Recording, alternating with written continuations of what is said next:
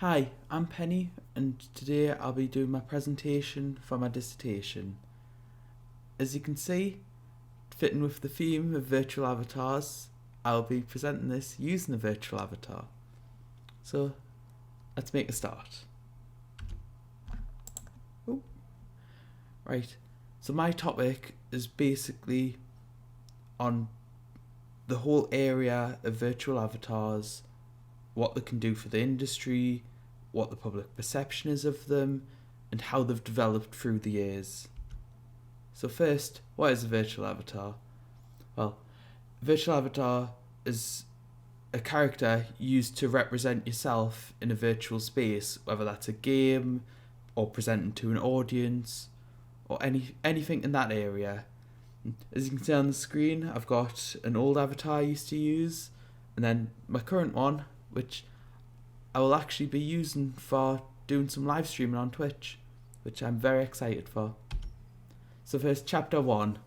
This is just about the public's perception of virtual reality through a lot of contemporary media. So one of the first examples I looked at was the 1980s film Tron. Now this was the public's first introduction to virtual worlds and avatars, as computers and computer technology were very new at the time. A great example of this is that the internet actually came out after this movie was released.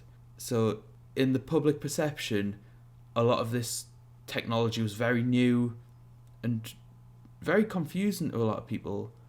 So I think this is why this movie was very heavy on like how threatening the computer was and how scary it was to be trapped inside it. Then the next movie I looked at was The Matrix. Now I believe this film really introduced a wider audience to the idea of computers and simulations and how that can be a great basis for a story. Although being trapped inside the computer was still saw as bad in this movie, it made it look very cool to a lot of the audience. And in fact, one of the characters in the films actually prefers being inside the computer because he feels like he has a lot more power there. So he actually makes a deal and rats out people to go back into that world, which I believe is a very, very interesting take on a story coming out at this time. Next film I looked at was Tron Legacy. Now, in contrast to the original Tron, this one is a lot more stylized, like cyberpunk, and it makes the computer world seem like very cool, really awesome to hang out in. For example, they had Daft Punk in the movie, so they had done a lot of the music on it, which I believe just solidifies how much they were leaning into the aesthetic, being like, yeah, virtual worlds, this is really cool. Yeah, then next film I looked at was Ready Player One, which I believe this was actually a really good interpretation of a virtual VR world, because everybody in the film has their own virtual avatars to represent themselves.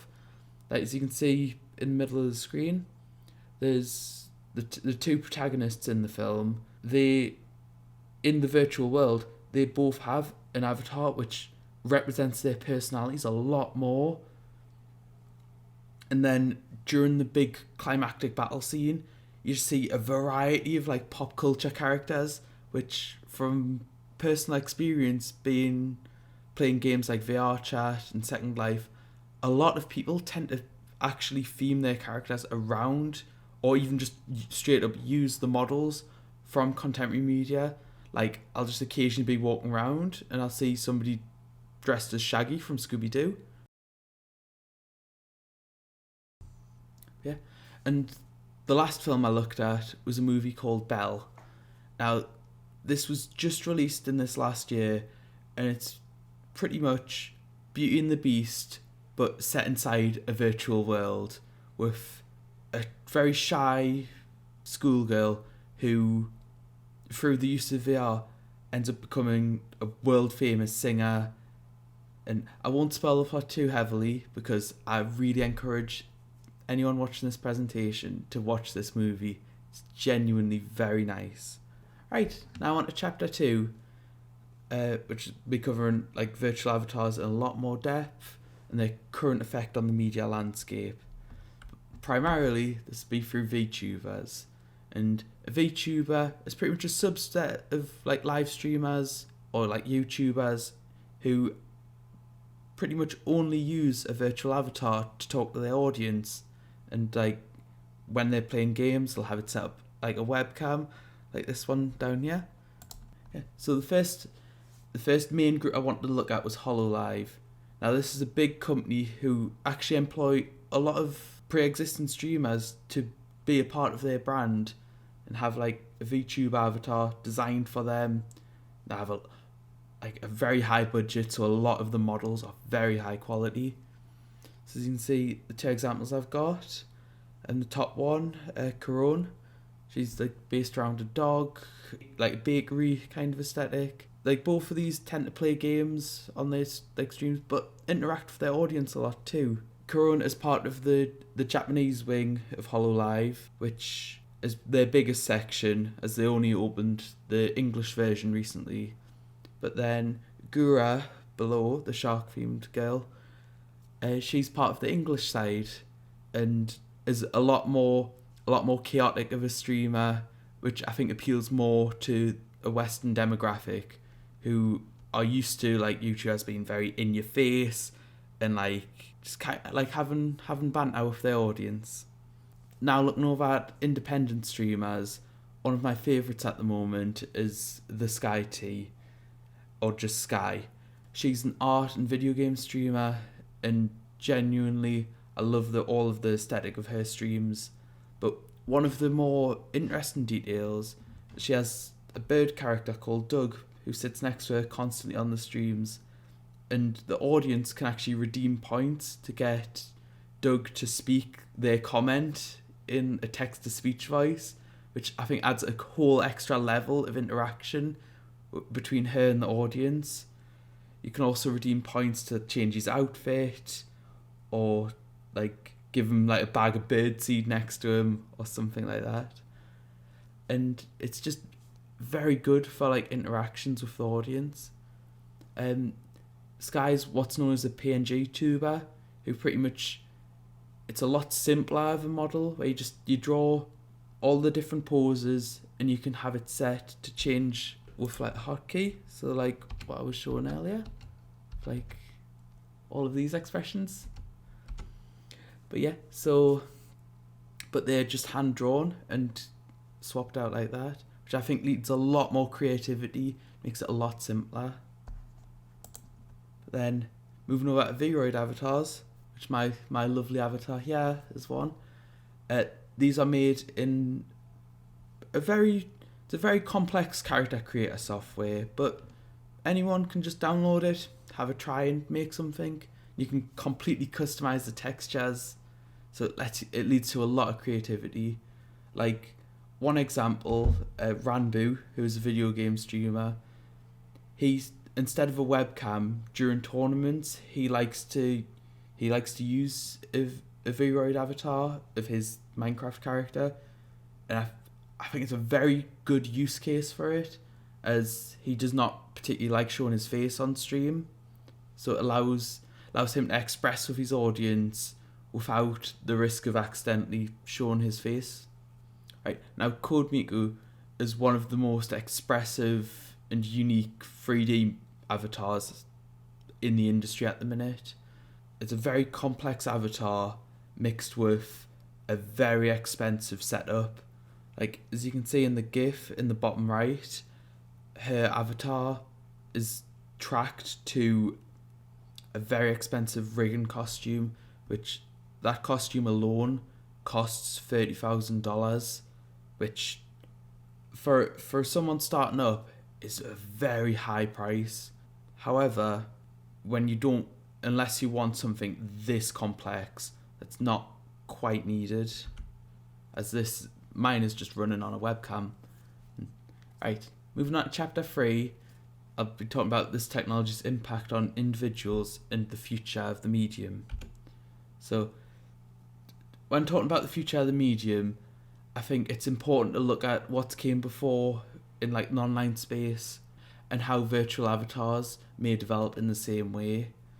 So, for example, some of the first very popular YouTubers like Fred and Smosh, they were actually offered big budget movies, which did fairly well at the box office, mainly due to their already pre-existing fan base. However, these did not last very long, as a lot of companies realised that, oh, this is not very profitable. However, YouTube have a sub-series of videos which they have funded themselves called YouTube Originals. It's like up here is Yai Time by Jack's Films, and at the bottom's In Space with Markiplier. So Yai Time is pretty much a quiz show where he gets other famous YouTubers and some of his audience in to just answer quiz questions, do tasks, a lot of that stuff, which I think would be very fitting for a VTuber to run a show like that. But then In Space with Markiplier is a very complex, like, choose your own adventure series where you click on different links to take you to different videos, so you can see what type of ending you get. Yeah. Oh, small trigger warning for the next page. It'll be covering YouTuber controversies which contain abuse, suicide, and racism. Thought it was best to give a small warning. Yeah. Right, so some controversies at the minute with YouTube. There's a lot of famous YouTubers who have millions of subscribers. There's always seems to be stories come out about the not great people. For example, PewDiePie said a slur on stream during a game, as well as a multitude of other things which I did not feel comfortable going into. But he's still got a very big fan base, aside from all of that stuff he's done, which I think if there's a VTuber who got into similar controversies, they would just be able to just leave their channel and just move to a new one and to be completely unharmed in their personal reputation. Like, they could also do this with a similar thing like Sky Does Minecraft, where he was revealed to be abusive and had assaulted like 2 of his ex-partners. Or Logan Paul, which in a vlog filmed somebody who'd hung themselves and was making jokes about it. Like, these are very serious things that have happened, and if somebody just had the complete anonymity to just be like, to just leave and just start up a new channel, there's no risk to them doing that besides having to start back from the ground up. But if they know what they're doing, they can start quite a popular channel. Yeah. Right, another big controversy which relates a lot more to VTubers specifically is Shudugram. This is an Instagram account of a completely virtual model created by Cameron James Wilson, but it is ran as if it is Shudu's own account, which is highlighted by the comments, like calling her beautiful rather than saying, wow, this art is beautiful. So Cameron has got a lot of brand deals off the back of this and has profited from a lot of hashtags and trends meant to uplift black artists, which feels very shady to me. Like, and although I assume it's from a place of ignorance, of not realizing it's kind of taking advantage of something meant for like people of color, it still doesn't sit right with us, because he only lists himself as a photographer on any of her posts when he completely created this character and uses her for profit.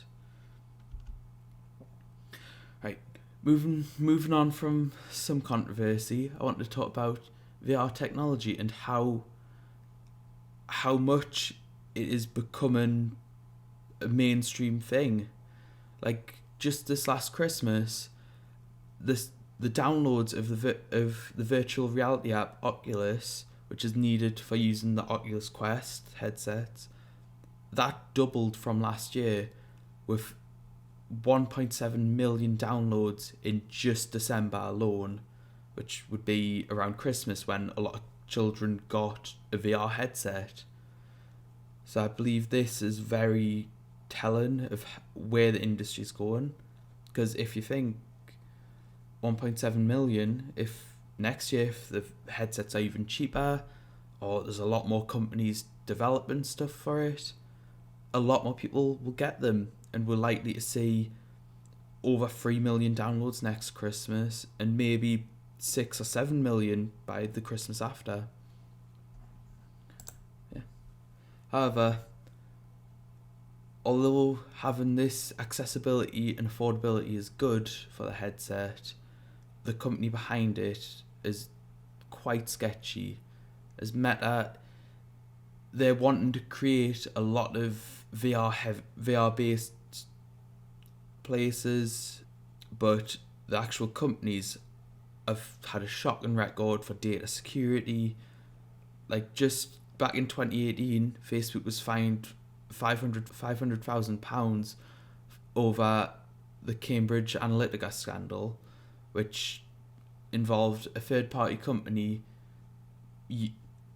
taking a lot of data from Facebook users who hadn't consented to this data being taken, and then which was then used to target political ads towards a lot of them, which some say could have quite a big sway on elections. So they were fined by a watchdog in the UK for this breach.